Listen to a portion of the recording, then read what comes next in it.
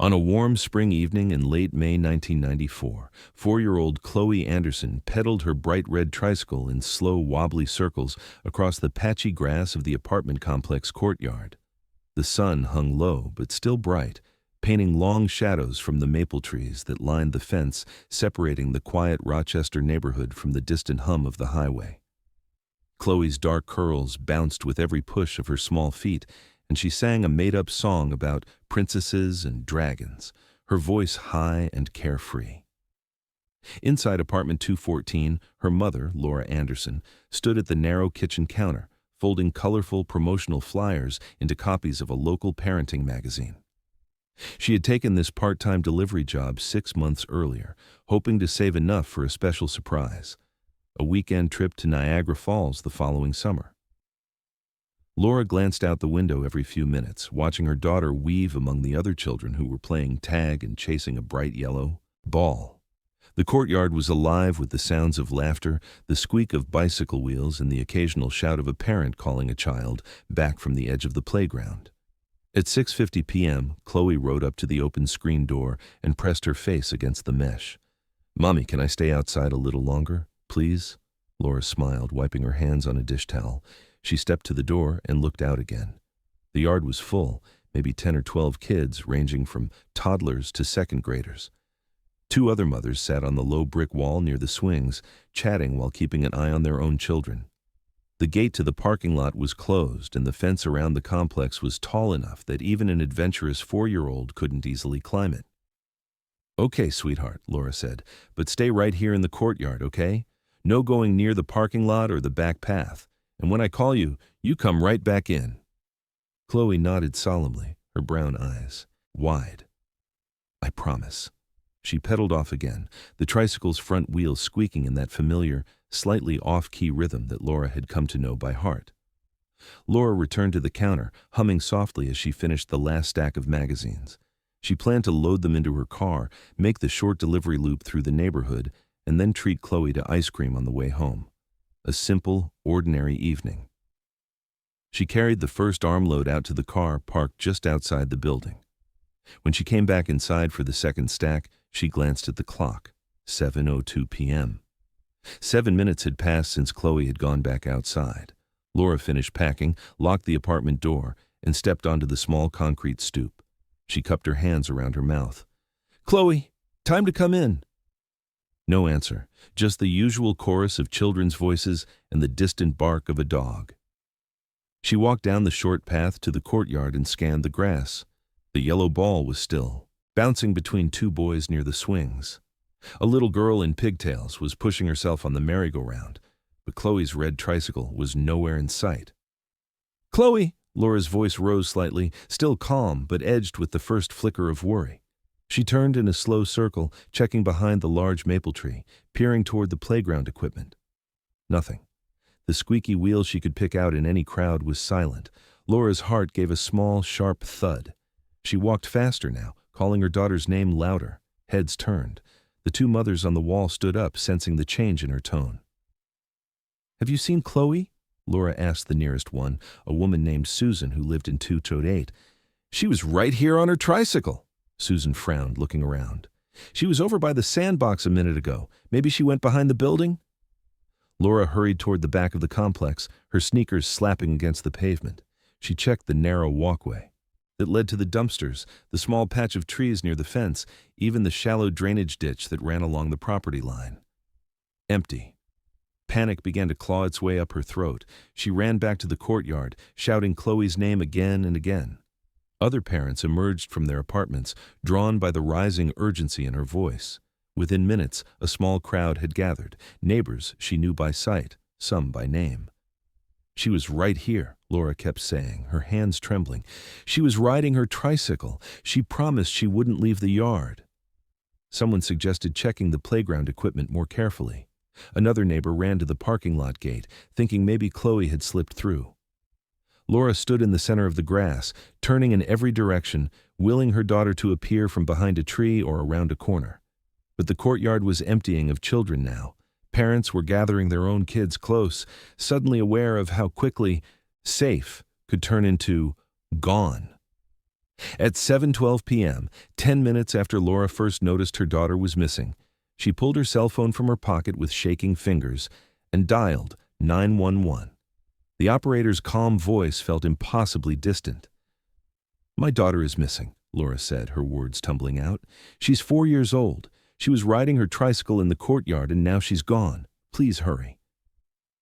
Within 7 minutes, the first patrol car rolled through the gate, lights flashing but siren off. 2 officers stepped out, notebooks already open. They listened carefully as Laura explained everything: the sunny evening, the other children in the yard, the promise Chloe had made, the 7 minutes she had been out of sight. More cars arrived. Flashlights appeared as the light began to fade.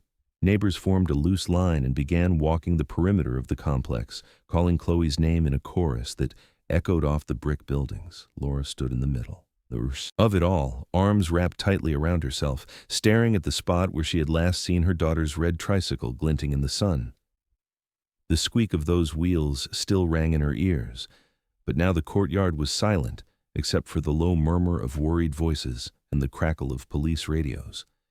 She didn't know it yet, but those 7 minutes would stretch into 2 long years of searching, hoping, and heartbreak.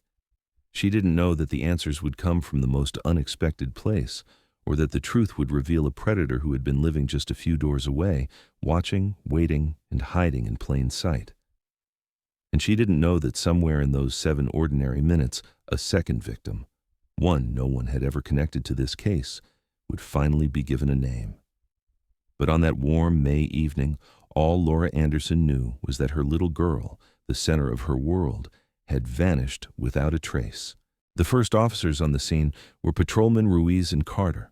They arrived just as the last sliver of sunlight slipped behind the trees.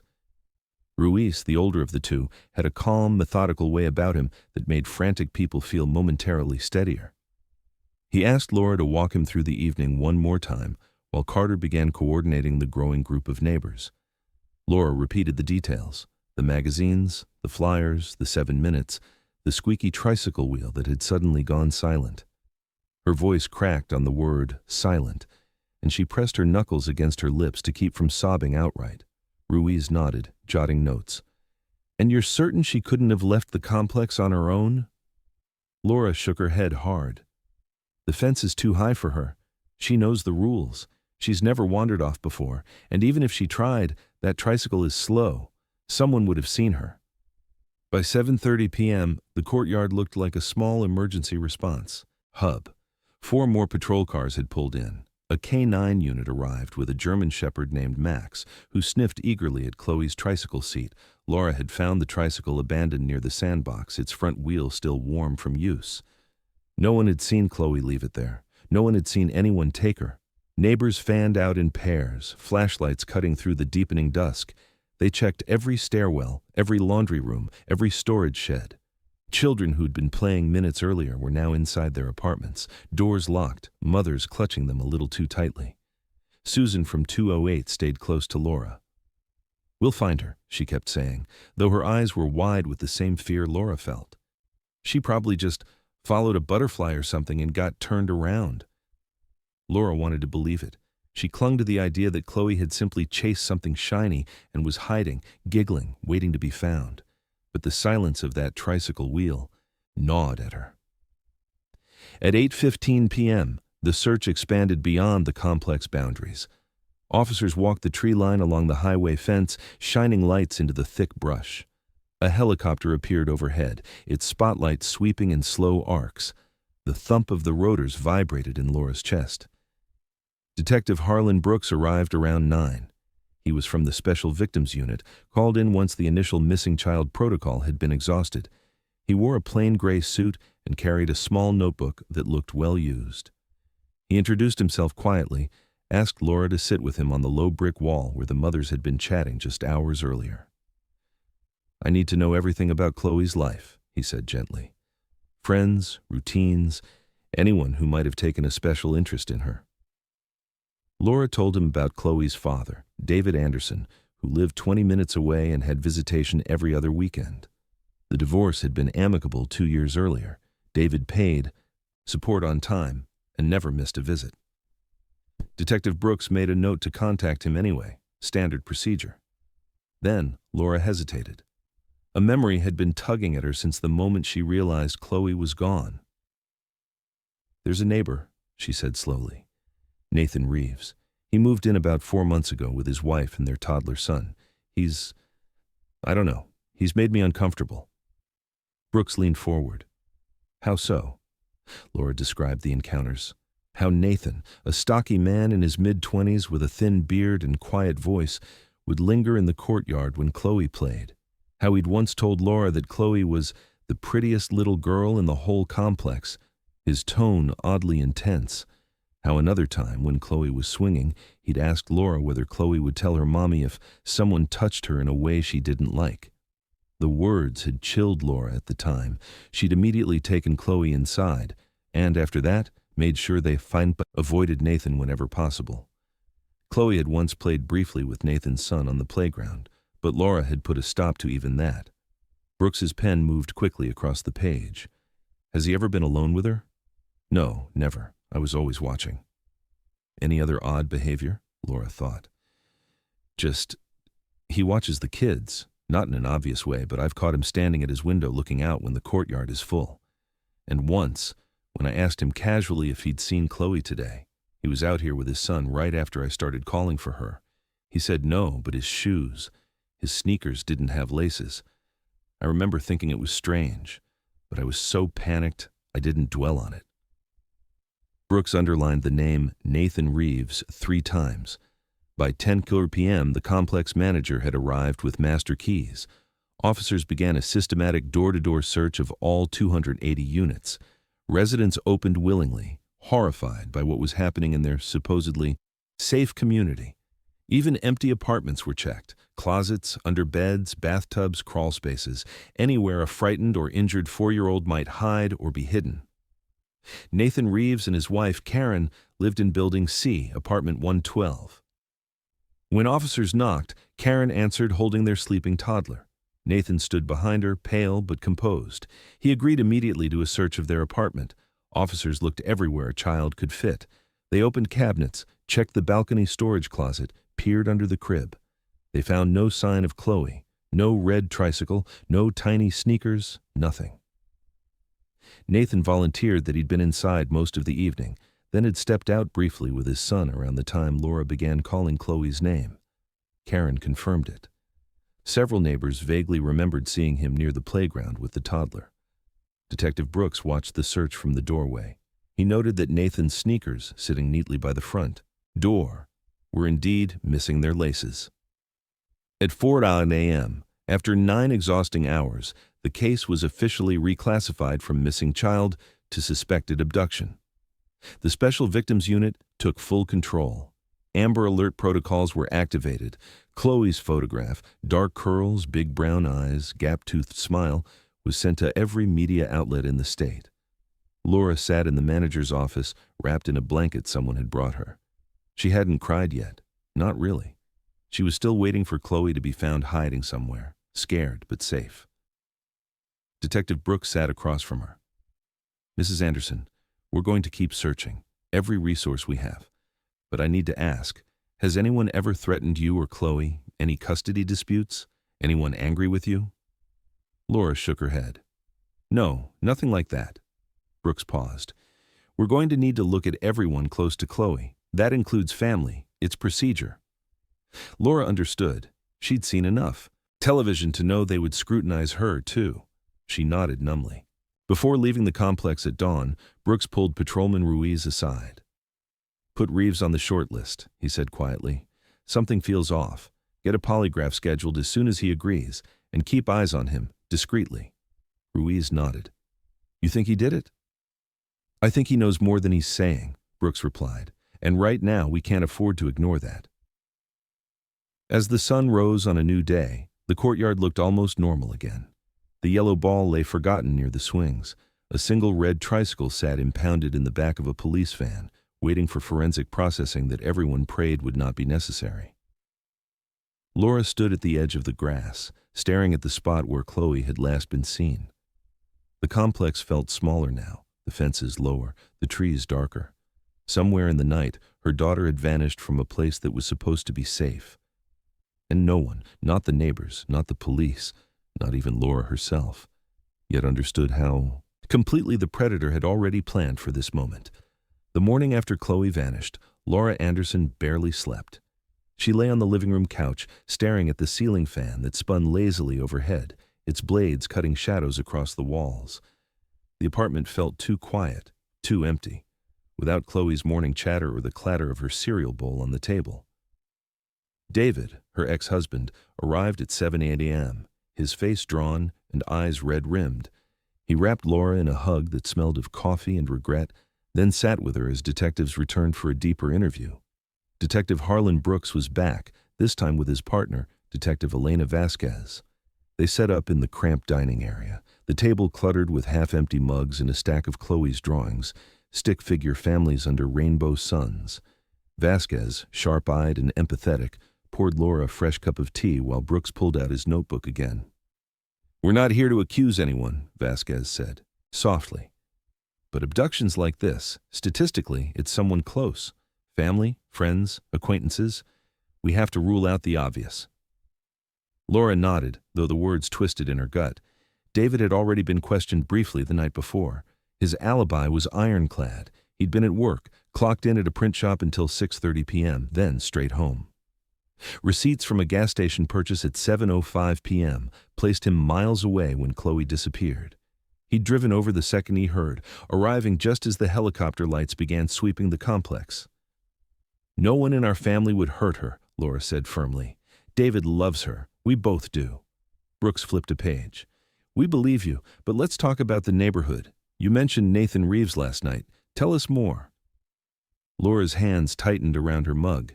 The memory of Nathan had been simmering since Brooks first jotted his name, like a shadow she'd tried to ignore but couldn't shake. She took a deep breath and started from the beginning. Nathan and Karen Reeves had moved into the complex in January, right after a fresh snowstorm blanketed Rochester in white. Their unit was just across the courtyard in Building C, close enough that Laura could see their balcony from her kitchen window. Nathan worked odd hours as a night security guard at a warehouse downtown, which explained why he was often home during the day with their 18-month-old son, little Tommy. At first, it seemed harmless. Nathan would wave hello when Laura pushed Chloe in the stroller, or he'd chat idly about the weather while bouncing Tommy on his hip. He was 25, with a stocky build from what Laura guessed was a high school football past and a thin beard that didn't quite hide his square jaw. His smile was easy, almost boyish, but there was something in his eyes, a lingering gaze that made Laura's skin prickle. The first red flag came in early March. Chloe was riding her tricycle in the courtyard, the squeaky wheel announcing her every loop. Nathan was out with Tommy, who was toddling unsteadily toward the sandbox. Chloe stopped to wave, her curls flying, and Nathan crouched down to Tommy's level, then looked up at her. "She's a real beauty, that one," he said to Laura, who was watching from the steps. "Like a little doll. You must get stopped all the time, people telling you how perfect she is." Laura forced a polite smile. "She's a handful, that's for sure." But Nathan didn't stop there. He straightened up, still eyeing Chloe as she pedaled away. "I've been watching the kids around here, you know, all these little ones running wild. But Chloe? She's the standout, prettiest by far." The words landed wrong.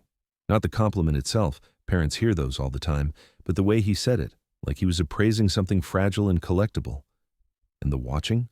Why admit to that? Laura mumbled a thank you and called Chloe. Inside early that day, claiming it was time for a snack. From then on, she timed their outdoor play to avoid Nathan's shifts. Vasquez leaned in, her pen poised. "Did that make you uncomfortable at the time?" "Yes," Laura admitted. "It felt off, like he was seeing her in a way he shouldn't. I told David about it later, and he said I was overreacting, new neighbor, trying to be friendly. But I kept my distance." Brooks nodded. "Anything else?" Laura's throat tightened. There was more, and saying it aloud made it feel even more sinister now. A couple weeks later, end of March, Chloe and Tommy were both on the swings, supervised me right there. Nathan came over, started pushing Tommy. Then he turns to me and asks, out of nowhere, "You ever worry about what kids that age might keep secret? Like, if someone got too close, would Chloe run straight to you and tell?" The room went still. David, who'd been silent in the corner, straightened up. Jesus. Laura, why didn't you say something sooner? I did, she snapped, then softened. To you, but you brushed it off. And to Susan, she said Nathan was just awkward, probably read too many parenting articles. But it creeped me out. Why ask that? What grown man wonders if a 4-year-old would report touching? Vasquez exchanged a glance with Brooks. Did he elaborate? Touch on what exactly? No, just that vague. I said yes, she'd tell me everything, and I grabbed Chloe off the swing and left. After that, I banned her from playing near their unit, even when I was watching. Brooks closed his notebook for a moment, letting the weight settle. Mrs. Anderson, this is helpful. Very helpful. We'll bring Mr. Reeves in today. By noon, Nathan Reeves was in an interview room at the Rochester Police Department's Special Victims Annex. The space was stark. Gray walls, a metal table bolted to the floor, a one-way mirror where Brooks and Vasquez observed from the next room. Karen had come too, with Tommy in tow, but she waited in the lobby, flipping through outdated magazines while the toddler dozed in a stroller. Nathan sat straight-backed, hands folded on the table. He wore a faded flannel shirt and jeans, his sneakers, now laced, tucked under the chair. When Brooks entered alone, carrying 2 styrofoam cups of coffee, Nathan accepted one with a nod. Appreciate you coming in, Mr. Reeves, Brooks said, sliding into the opposite chair. We're just gathering statements from everyone in the complex, routine but thorough. Nathan sipped the coffee, his eyes steady. Anything for Chloe, that poor kid. Laura must be out of her mind. Brooks started easy. What did you see yesterday? Where were you at 7:29 p.m.? Nathan's story matched what he'd told the searching officers. He'd been inside folding laundry, heard Laura calling around 7:05, grabbed Tommy and headed to the playground to help look. Several neighbors corroborated. The timeline. He'd been visible in the courtyard for those critical minutes. Did you notice anything unusual? Anyone out of place? Brooks pressed. Nathan shook his head. Nah, just the usual kids running around. I wish I'd seen something. Maybe I could have stopped it. Brooks circled back to the courtyard interactions. You know Laura and Chloe pretty well, from what I hear. Neighborly chats? A faint smile. Sure, friendly folks. Chloe's a sweet girl, always waving at Tommy. And the comments? About her being pretty? David helped when he could, but he had to work. He paid child support into an account Laura no longer touched, money that felt tainted now. Their interactions became careful, brittle. Guilt hung between them, his for not being there that evening, hers for letting Chloe play outside alone for those 7 minutes. One October afternoon, Laura appeared on a local talk show. The host introduced her as the mother who won't give up. Laura sat under bright lights, clutching a recent photo of Chloe in a pumpkin patch. She spoke steadily, voice cracking only once. Someone knows something, she said to the camera. Someone saw Chloe that day. Someone knows where she is. Please. If you have any information, call the tip line. Bring my daughter home. The appearance generated a fresh wave of calls, over 148 hours. Detectives followed each one. None led anywhere. By the first anniversary, May 23, 1995, Laura had become a familiar figure in Rochester. People recognized her at grocery stores, offered quiet condolences. She'd persuaded several businesses to keep Chloe's flyer in their windows year-round. Delivery trucks from 2 local companies carried her daughter's face on their rear doors. She reached out to national shows. A producer from a popular daytime program expressed interest, but wanted more drama, more developments. Laura kept trying. Nathan Reeves and his family moved out of the complex in July 1994, just 8 weeks after Chloe disappeared. The timing raised eyebrows among neighbors, but no one could prove anything. Rumors swirled. Some parents claimed they'd seen Nathan watching children too closely, that he'd once been spotted taking photos in the courtyard. Management cited complaints, but wouldn't elaborate. Laura learned about the move from Susan, who'd seen the U-Haul. Good riddance, Susan whispered. Even if he didn't take her, he gave me the creeps. Laura didn't respond. She couldn't shake the feeling that Nathan's departure was connected, but with the polygraph and the alibi, police had no grounds to pursue him further. Life in the complex changed. Parents hovered closer. Children played in smaller groups. The courtyard, once alive with carefree noise, felt watchful now, shadowed. Laura's grief settled into something chronic, a low, constant ache. She kept Chloe's room exactly as it was. Bed made, toys arranged, tricycle poster on the wall. She talked to her daughter every night, whispering promises into the dark. "I'm still looking, baby. I'll never stop." 2 years passed this way. 2 years of flyers fading on telephone poles, of reward money growing to 50,000 through relentless fundraising, of media appearances that grew fewer but never stopped. Laura became skilled at speaking without breaking. She learned which photos of Chloe drew the most response, the gap-toothed grin, the curls flying on the swing. She convinced airlines to include flyers in ticket envelopes for a month. She got Chloe's case featured on a national Unsolved Mysteries program, twice. Each broadcast brought a surge of tips. Each surge ended in dead ends. Detective Brooks retired in early 1996, handing the file to a younger investigator named Detective Marcus Hale. Hale promised Laura he'd review everything fresh. She believed him because she had to. Nathan Reeves faded into the background. He and Karen had relocated to a town 40 miles away. Occasional checks showed nothing suspicious, no new complaints, no arrests. Life, apparently, went on for him. Laura hated that most of all, that the world kept turning, that people laughed and planned vacations and celebrated birthdays while her daughter was gone. On the second anniversary, Laura organized a candlelight vigil in the courtyard. 50 people came, neighbors, strangers, a few reporters. They stood in a circle where Chloe used to ride her tricycle, holding battery-powered candles, against the May evening chill. Laura spoke last. 2 years ago tonight, my little girl was right here, laughing, safe, and then she wasn't. Someone took her from us, but Chloe is still out there in our hearts, and I have to believe, she's still out there somewhere, waiting to come home. The candles flickered. Someone started singing Somewhere Over the Rainbow. Laura closed her eyes, picturing Chloe's face, willing her daughter to hear the song wherever she was. She didn't know that in a modest house 40 miles away, Nathan Reeves was watching the local news coverage of the vigil. That the constant reminders, flyers still taped in store windows, billboards along the highway, Chloe's face everywhere, were wearing on him in ways no one could see. She didn't know that the careful life he'd built since moving was beginning to crack under the weight of what he carried.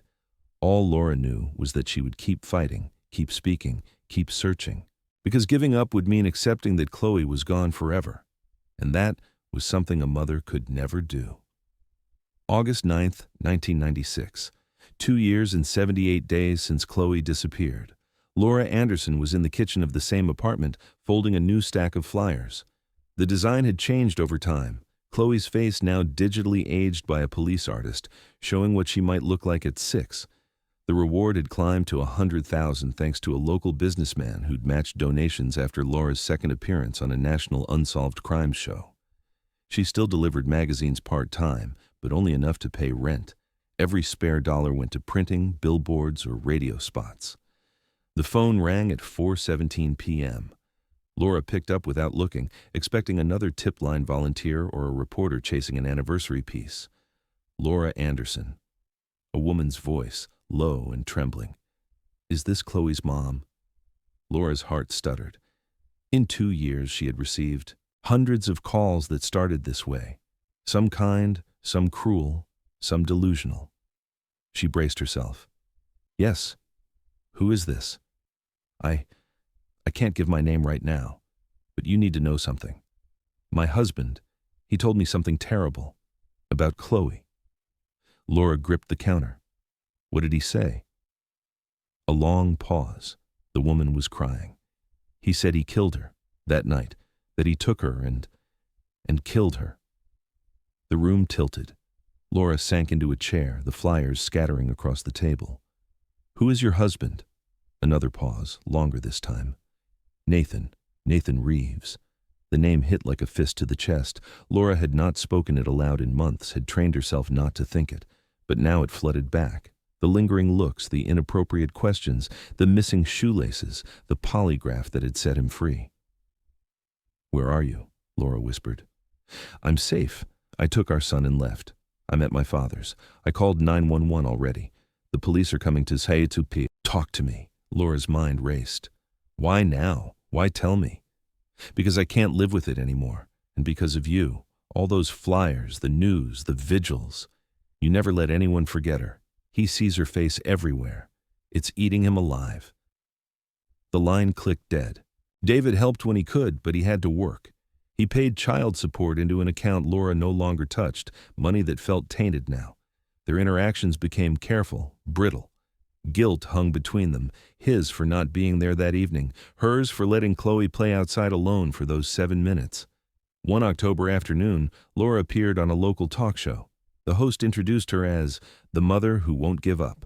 Laura sat under bright lights, clutching a recent photo of Chloe in a pumpkin patch. She spoke steadily, voice cracking only once. "Someone knows something," she said to the camera. "Someone saw Chloe that day. Someone knows where she is. Please, if you have any information, call the tip line. Bring my daughter home." The appearance generated a fresh wave of calls, over 148 hours.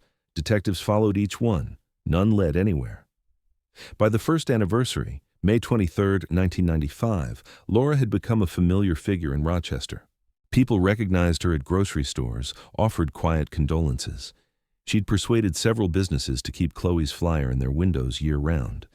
Delivery trucks from 2 local companies carried her daughter's face on their rear doors. She reached out to national shows. A producer from a popular daytime program expressed interest, but wanted more drama, more developments.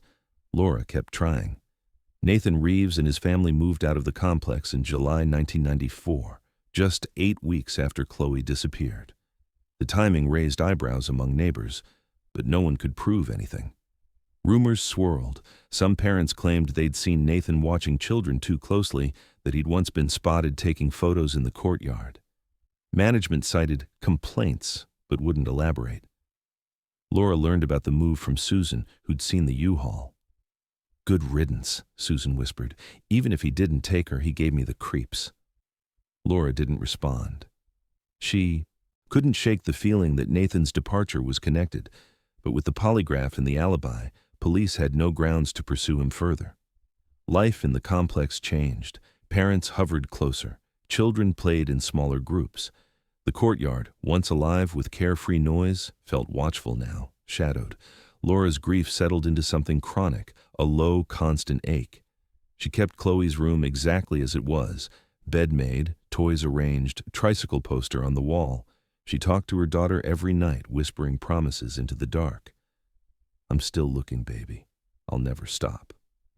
2 years passed this way. 2 years of flyers fading on telephone poles, of reward money growing to $50,000 through relentless fundraising, of media appearances that grew fewer but never stopped. Laura became skilled at speaking without breaking. She learned which photos of Chloe drew the most response, the gap-toothed grin, the curls flying on the swing. She convinced airlines to include flyers in ticket envelopes for a month. She got Chloe's case featured on a national Unsolved Mysteries program, twice. Each broadcast brought a surge of tips. Each surge ended in dead ends. Detective Brooks retired in early 1996, handing the file to a younger investigator named Detective Marcus Hale. Hale promised Laura he'd review everything fresh. She believed him because she had to. Nathan Reeves faded into the background. He and Karen had relocated to a town 40 miles away. Occasional checks showed nothing suspicious, no new complaints, no arrests.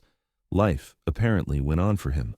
Laura hated that most of all, that the world kept turning, that people laughed and planned vacations and celebrated birthdays while her daughter was gone. On the 2nd anniversary, Laura organized a candlelight vigil in the courtyard.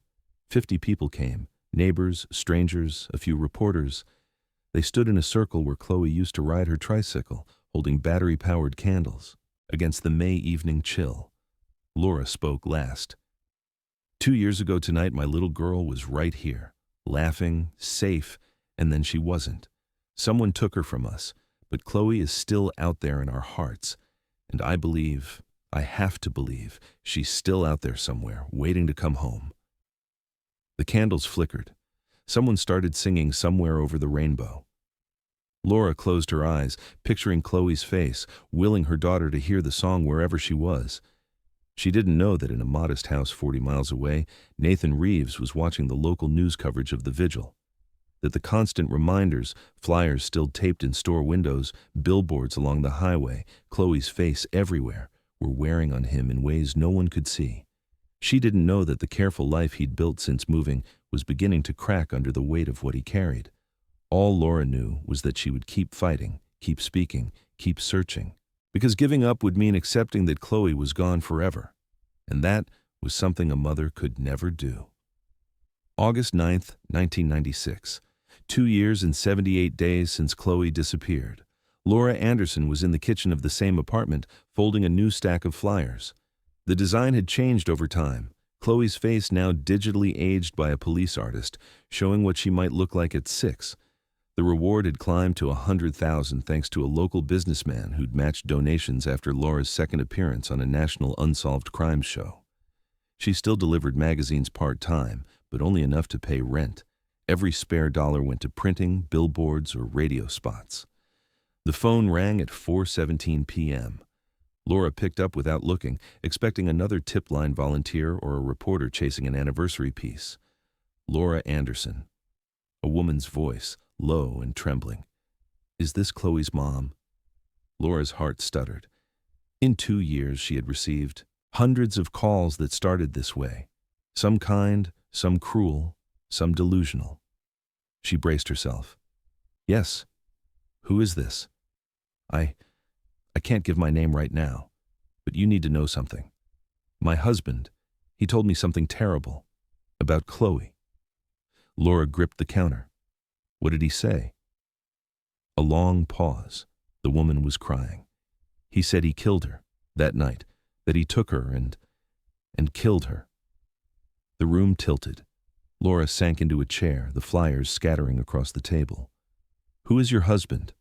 Another pause, longer this time. Nathan Reeves."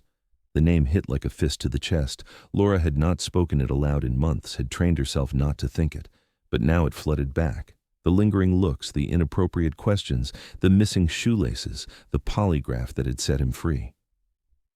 "Where are you?" Laura whispered. "I'm safe.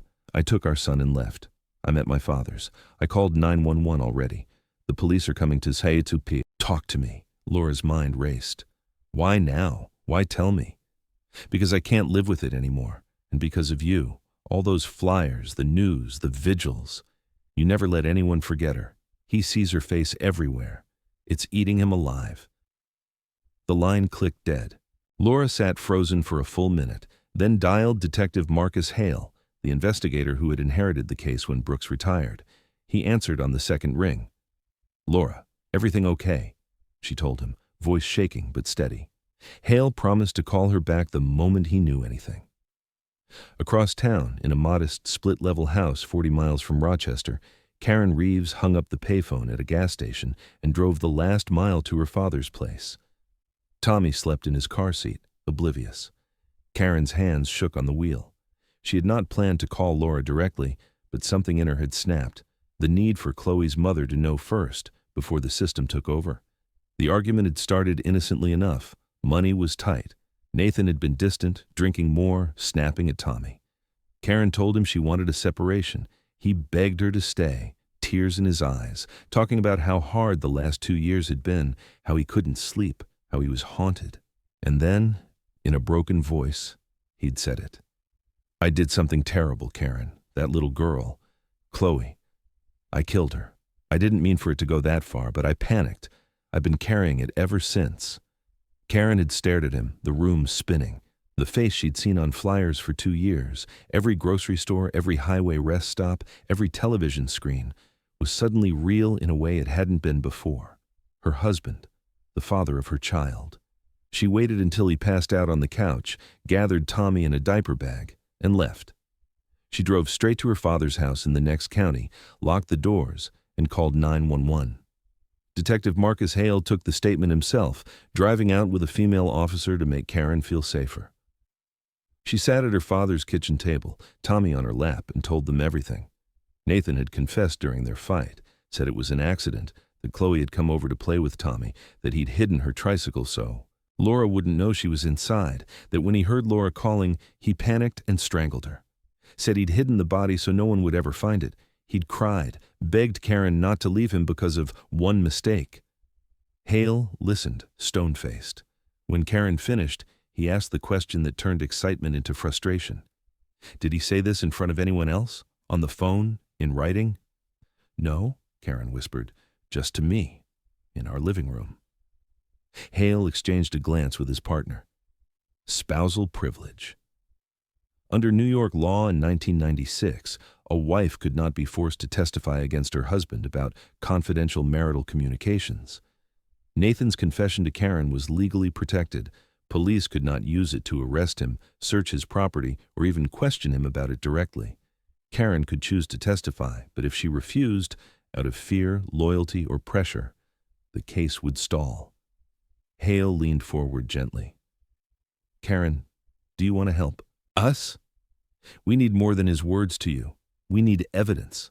Karen nodded, tears streaming. I'll do whatever I can, but I'm scared. He's not violent with me or Tommy, but I don't know what he's capable of anymore. Hale promised protection, a safe house if needed. He took her formal statement, then drove back to Rochester with a heavy heart. He called Laura that night. We have a credible report that Nathan Reeves confessed to his wife. But legally, right now, our hands are tied.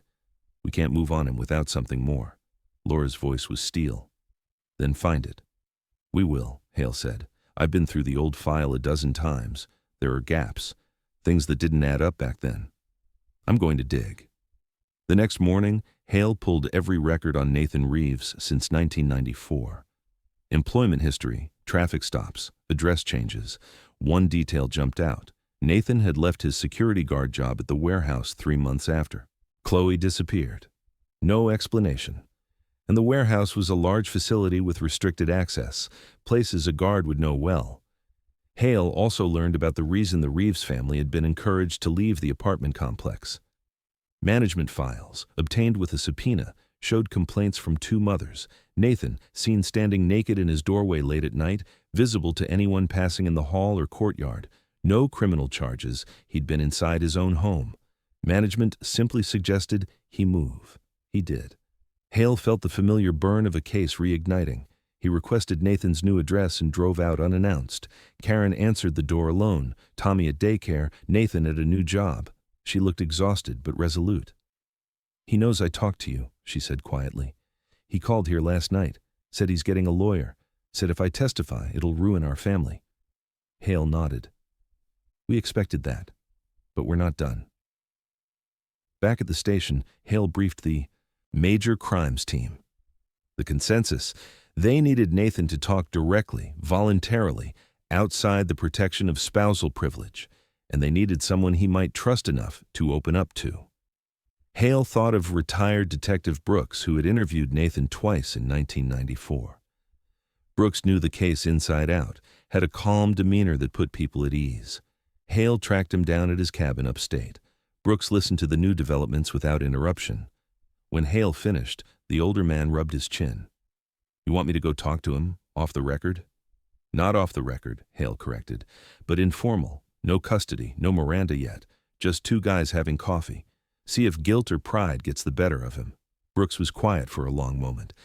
That man fooled a polygraph once. He's clever. But 2 years of seeing that little girl's face everywhere, maybe it's worn him down. He agreed to try. 2 days later, Brooks drove to Nathan's new house. Nathan answered. The door himself, looking older, thinner, beard grayer. Surprise flickered across his face. Detective Brooks. Been a while. Brooks kept his tone light. Mind if we talk? Off the clock. Just want to catch up on an old case. Nathan hesitated, glanced over his shoulder. Karen and Tommy were out, then shrugged. Sure, but my lawyer said not to talk without him. Brooks smiled easily. No interrogation, no recording, just coffee. There's a diner down the road. My treat. Nathan stared for a long beat, something unreadable in his eyes. Then he grabbed his keys. Fine. But then you drive me to my lawyer's office after. Deal, Brooks said. They climbed into Brooks's unmarked sedan and headed toward the diner.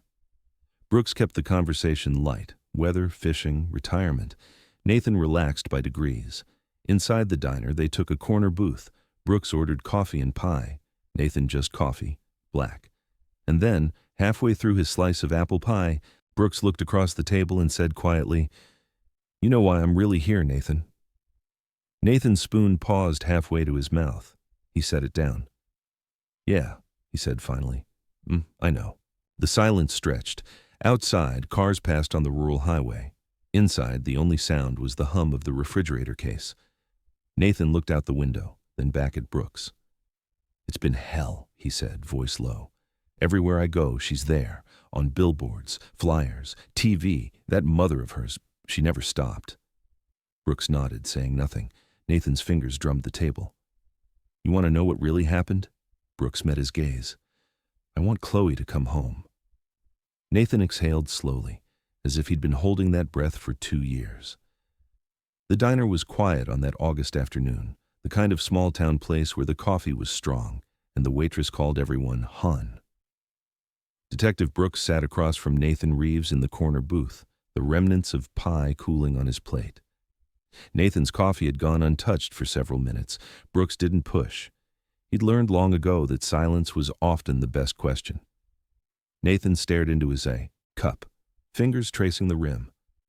"I didn't think it would last this long," Nathan said finally, his voice barely above the hum of the air conditioner. 2 years of seeing her face. Every time I drive into Rochester for anything, boom, there she is, on billboards, flyers still taped up like they were put there yesterday. That woman. Laura. She's everywhere." Brooks nodded slowly. "She never stopped." Nathan gave a short, bitter laugh. "Yeah, and it worked. It got to me. Got to Karen, too. She couldn't take it anymore." He paused, glancing out the window at the empty parking lot. Brooks waited. "I didn't plan it," Nathan said. "Not really. That evening Karen was at work. Tommy was napping. I was watching out the window, like I did sometimes. The kids were out there. Chloe rode by on that red tricycle, squeaking away. She saw Tommy's toys on our steps from earlier and asked if she could come in to play with him. Just for a minute, she said." Brooks kept his expression neutral, but his pulse quickened. This was it, the voluntary statement they needed. "I let her in," Nathan continued. "Took the tricycle inside so no one would see it outside our door. Didn't want Laura mad that Chloe was in our place without asking. She went upstairs to Tommy's room. He woke up. They played quiet like 10 minutes maybe. Then I heard Laura outside calling her name. Over and over." Nathan's voice dropped. "I panicked. Thought if Chloe went out and told her mom she'd been in my apartment, questions would start, about why I let her in alone, about the things I'd said before. I went upstairs and I strangled her. With my hands, it was quick. She didn't suffer." Brooks doubted that last part, but he didn't interrupt. Nathan's eyes had gone distant, like he was watching it happen again. "I carried her downstairs, put her in a laundry basket, covered her with clothes, took Tommy outside so people would see me. Give myself an alibi. Laura saw me, asked if I'd seen Chloe. I said no. Went back in after she moved on, put the basket in my trunk and drove to work. I still had keys to the warehouse, parked in back, carried her inside when no one was around." He described the massive coolant tank in the maintenance area, 30,000 gallons of chemical liquid used for industrial chillers. Nathan had climbed the ladder, tied a heavy chain weight to Chloe's body so it would sink, and dropped her in. He'd disposed of her clothes separately, in different dumpsters miles away, but he'd left her small gold earrings on. Why, he didn't say. Brooks listened without judgment, letting the details flow. Then Nathan shifted gears. "The tricycle. That was the smart part. You guys searched my apartment that first night. It was there the whole time. I took it apart piece by piece, cut the frame with bolt cutters, hid the parts in drawers, inside folded clothes, in cereal boxes, places too small for a kid, to hide. You were looking for a live 4-year-old, not bike parts." Brooks recalled the search reports. Officers had opened drawers and closets, but only glanced inside for a child-sized shape, nothing more thorough. "After you left," Nathan went on, a note of pride creeping in despite himself, "I bagged the pieces and carried them out a few at a time over the next days. You had cars checking vehicles leaving the complex, but they were looking for a little girl. Not trash bags." Brooks finally spoke. You outsmarted us for 2 years. Nathan met his eyes, something almost triumphant flickering there before it faded. Yeah, I did, but it didn't feel like winning. He fell silent again. Brooks sensed the moment was fragile. Push too hard and Nathan would clam up, demand his lawyer. Why tell me now? Brooks asked quietly. Nathan shrugged, but his shoulders sagged. Karen's leaving me. She knows, and I'm tired. Seeing Chloe everywhere, it's like she's watching, judging. Maybe if I tell, it stops. Brooks leaned in slightly. You said it was quick, that she didn't suffer. Nathan nodded. I didn't do anything else to her. It wasn't like that, just the panic. Brooks suspected otherwise. The earlier comments to Laura, the pattern, but he let it pass. The confession was enough. The location of the body was enough. You ready to make this official? Brooks asked. Nathan stared at him for a long moment. What happens if I do? Murder charge. 25 to life, probably, but you give Chloe back to her family. They get to bury her. Nathan's eyes filled. Whether from remorse or self-pity, Brooks couldn't tell. Drive me to the station, Nathan said. I'll tell it all again, on tape. Brooks paid the bill. Nathan left a $3 tip, an oddly normal gesture, and they walked out to the car. Nathan didn't resist. No cuffs yet. He was voluntary. At the station, Hale and Vasquez waited in the interview room, recorder ready. Nathan repeated everything, calmer now, almost detached. He signed the statement. Only then did they arrest him. Within hours, a team descended on the warehouse. The tank was drained under hazardous materials protocol.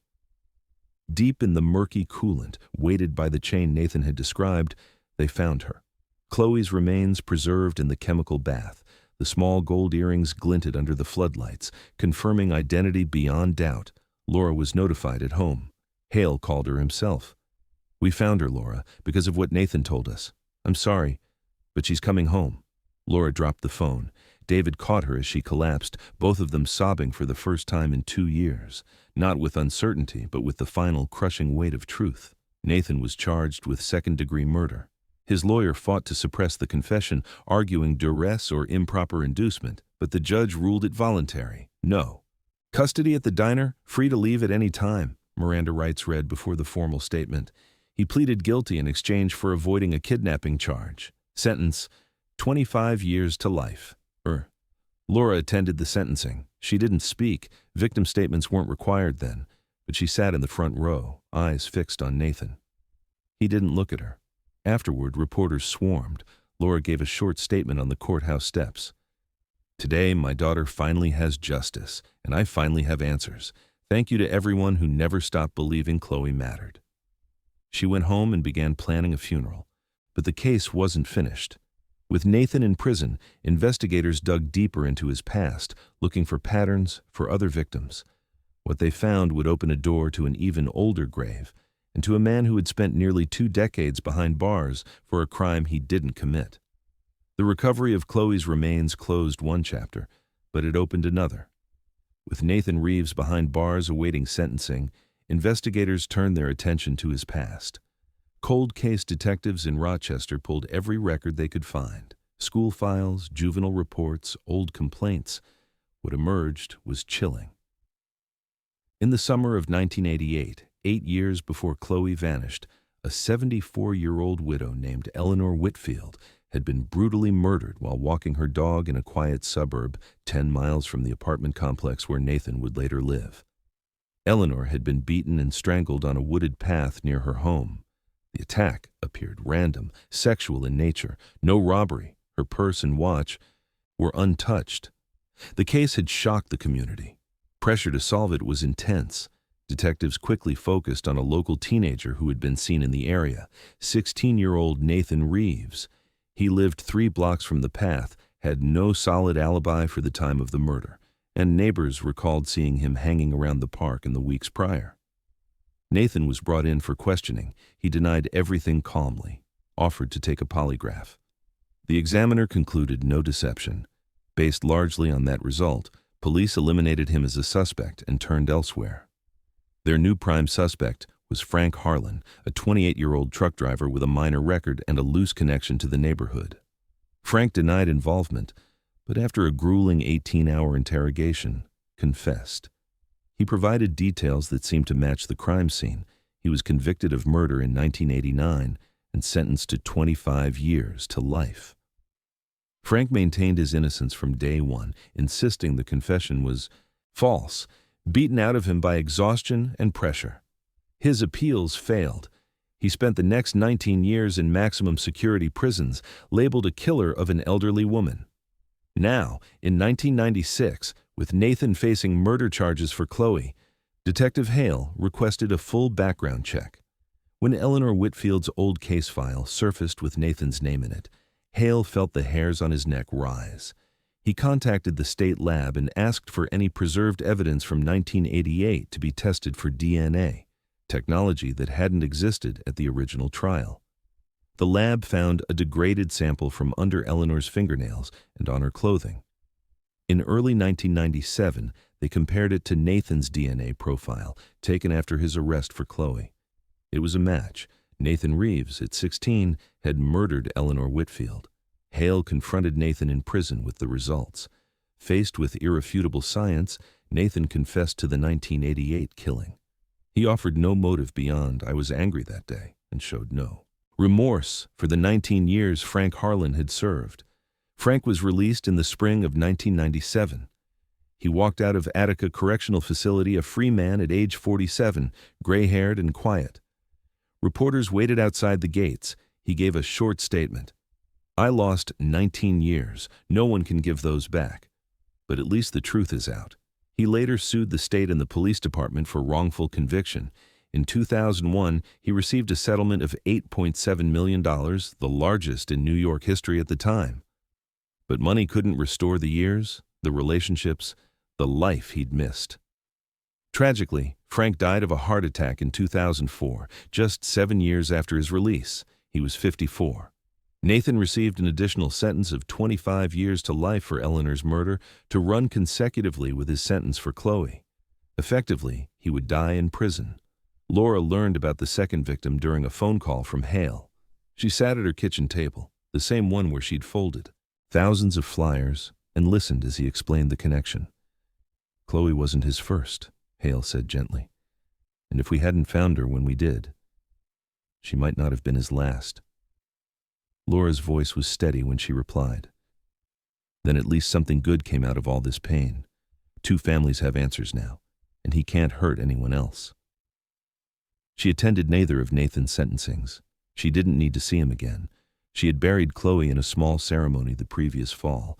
Sunny day, pink roses, the tricycle poster from her bedroom wall placed beside the casket. David had been there. So had Susan from 208, and a handful of neighbors who'd never stopped helping with flyers. Laura kept advocating. She spoke at victim rights conferences, helped other families of missing children navigate media and police. She started a foundation in Chloe's name that funded age progression software and reward posters. She never remarried, but she lived for the work, for turning unbearable loss into something that might prevent another mother from standing in her shoes. Years passed. The apartment complex changed owners, got new siding, a fresh playground. Children played there again without fear. But older residents still remembered the red tricycle and the 7 minutes that changed everything. Nathan aged in prison. Parole boards reviewed his file every few years once he became eligible. Each time, they denied release. The brutality against vulnerable victims, the lack of genuine remorse, the calculated deception, all weighed against him. He would die behind bars, just as he'd feared in that diner booth. The case left lasting marks on the justice system. Polygraph results were never again treated as definitive proof of innocence in the Rochester department. Detectives were trained to view them as one tool among many, fallible like any other. Search protocols for missing children changed. Initial rapid searches still prioritized finding a live child. But once those were exhausted, secondary evidence-focused searches became standard, looking in small spaces, behind panels, inside appliances.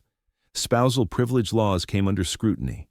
While not changed statewide, prosecutors pushed harder for voluntary cooperation from spouses, and some districts carved out exceptions for crimes against children. And cold case units grew. The DNA match that solved Eleanor's murder reinforced the value of preserving evidence indefinitely and retesting old samples as technology advanced. Laura aged too. By the 2010s, she had gray in her dark curls, but her eyes remained sharp. She still spoke at events, still answered calls from desperate parents. She kept Chloe's room as a quiet memorial, bed made, toys dusted, a single red tricycle poster on the wall. On the 20th anniversary of Chloe's disappearance, a local reporter asked Laura if she had found peace. She thought for a long moment. "Not peace," she said, "but purpose."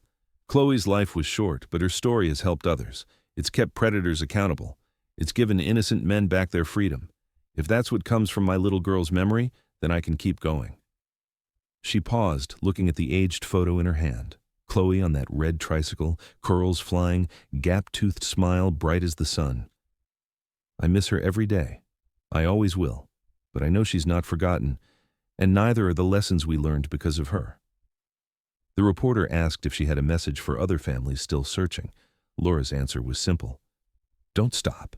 Keep their names alive. Keep their faces out there. Because sometimes the thing that breaks a killer isn't evidence or time. It's knowing the world will never let them forget what they did. In the end, that was Chloe Anderson's legacy. A 4-year-old girl whose disappearance exposed a predator who had hidden for decades, freed an innocent man, and changed how all the community and a system protected its most vulnerable. Her tricycle no longer squeaked in the courtyard, but her story echoed far beyond it, a reminder of the cost of silence, the power of persistence, and the long, winding road to justice.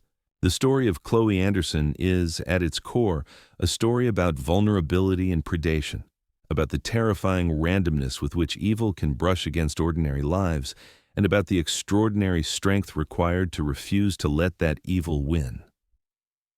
Nathan Reeves was not a monster who announced himself with dramatic flourishes. He was a husband, a father, a security guard who clocked in and out, a neighbor who waved politely. He blended. That was his greatest weapon.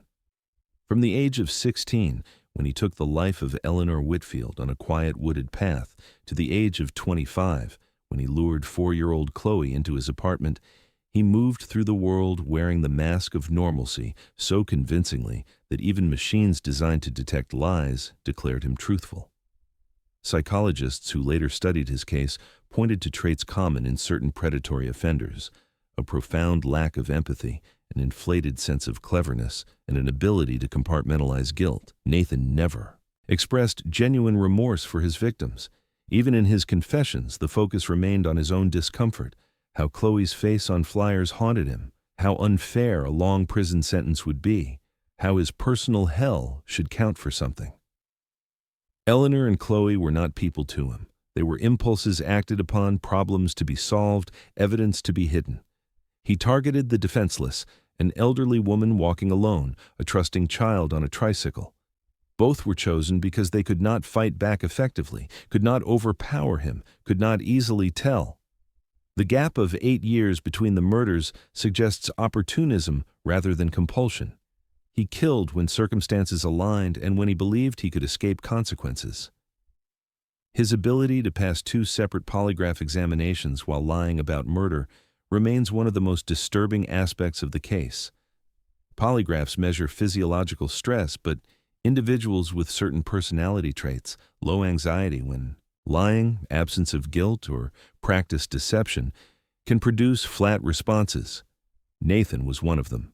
Twice, investigators placed too much faith in the machine and cleared a guilty man, allowing him to remain free long enough to kill again. Laura Anderson's pain defies easy description. For 2 years, she lived in the cruel limbo of ambiguous loss, not knowing whether her daughter was alive or dead, safe or suffering. Every sighting reported on the tip line brought a surge of hope, followed by crushing disappointment. Every night she whispered to an empty room, promising Chloe she would never stop looking. When the truth finally came, it brought no relief, only a different kind of grief.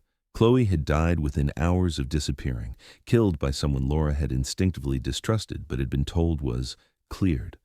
The knowledge that her daughter's last moments were spent in fear, in the home of a neighbor, haunted Laura for the rest of her life. Yet out of that unimaginable pain came something fierce and enduring. Laura transformed her grief into action. She became a voice for other families, teaching them how to work with media, how to keep reward funds alive, how to pressure investigators without alienating them. Her foundation funded digital age progressions and billboard campaigns for dozens of missing children. Several were found because a new flyer, inspired by Chloe's, caught the right eye at the right moment. She also advocated for changes in the system that had failed her daughter. Search protocols now include secondary evidence sweeps. Polygraph results are treated with healthy skepticism. Cold case units routinely retest old evidence with new technology. Spousal privilege exceptions for crimes against children were debated in legislatures, partly because of the near miss in Chloe's case. Frank Harlan's story runs parallel, a mirror image of injustice. 19 years in prison for a crime he did not commit. 19 years of maintaining innocence while the real killer walked free, married, fathered a child, and killed again.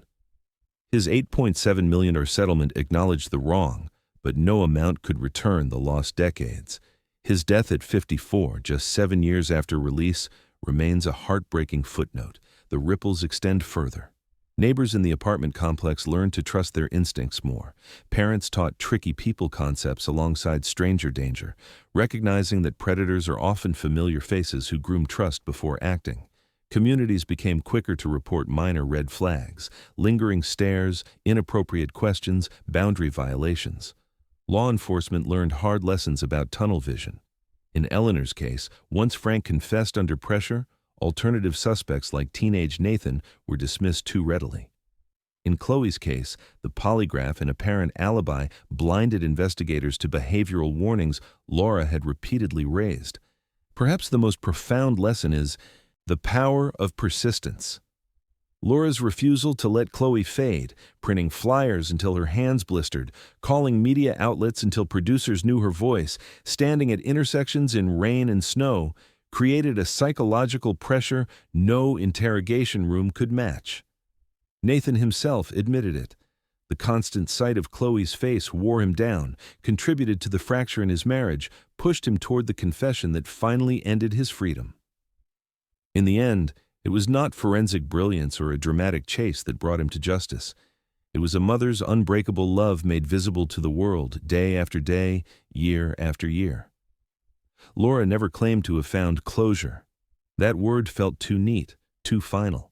Instead, she spoke of carrying Chloe with her in the work she did, in the children she helped bring home, in the quiet moments when she visited the small grave under a maple tree that turned brilliant red each fall.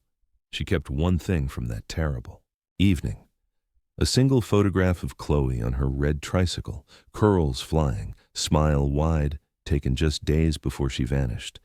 It sits on Laura's mantle to this day, a reminder of the joyful little girl who deserved to grow up, and of the mother who ensured her brief life would matter far beyond its years. Chloe Anderson's story is not an easy one to hear. It exposes the darkness that can live behind ordinary doors. It reveals the flaws in systems meant to protect us. It forces us to confront how fragile safety can be, but it also shows what light looks like when it refuses to be extinguished. A mother's love that outlasted despair. A community that rallied, then learned. Investigators who kept files open. Scientists who preserved evidence until technology caught up. And a little girl whose face on 1,000 flyers ultimately defeated the man who took her life. This is the story of Chloe Anderson, a 4-year-old who loved riding her tricycle on warm spring evenings, whose laughter once filled a courtyard, and whose legacy continues to protect the vulnerable, demand justice, and remind us why we must never stop fighting for the missing. May her memory be a blessing. May her story save another child. And may we all carry forward the lesson she left behind, that even in the deepest darkness, one determined voice, refusing to be silenced, can change everything. Thank you for walking through this story. If it moved you, remember Chloe. Remember Laura's strength. And if you ever see a missing child's face on a flyer, look a little longer. You never know whose life you might help save.